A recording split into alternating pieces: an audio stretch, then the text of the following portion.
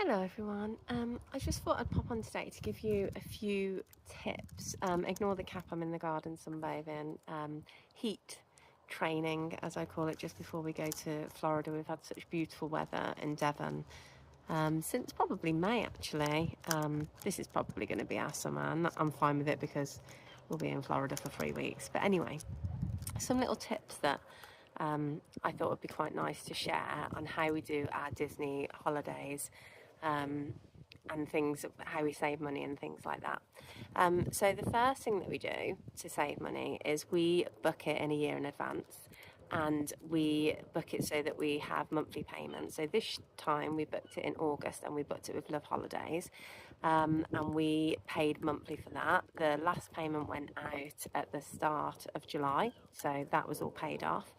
We use Orlando attraction tickets to book our tickets, and we pay those off over the year as well. It's a £10 per person deposit, which I thought was fantastic, and they don't have to be paid until 6 weeks before travel, I think it is. So those have all been paid off.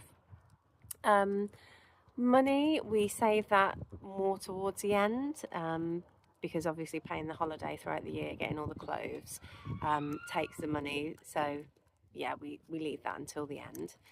Then some tips for the car. We used Florida discount car hire for our car for 22 days, and that's fully inclusive insurance as well. Only my husband can drive, so we only have one driver.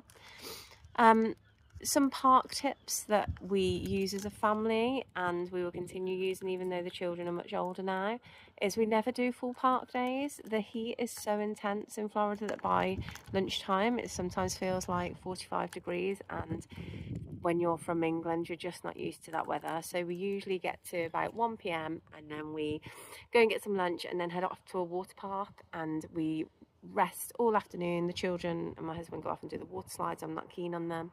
And then we decide after that, do we want to at 5 p.m. go back to the hotel, go to Target, go to Walmart, do a bit of shopping, or do we want to go back to the parks to watch the firework displays? Usually it's go back to the parks because we feel well rested. And I just find that everybody starts flagging. We do rope drop most days, and everybody starts flagging by 1. The wait times really spike at lunchtime, and it's just the best time to get out of there. Another thing that we do so that everybody feels relaxed is we have the hotel afternoons as well. So it might not be a water park in the afternoon. We might actually just go back to the hotel, and then one of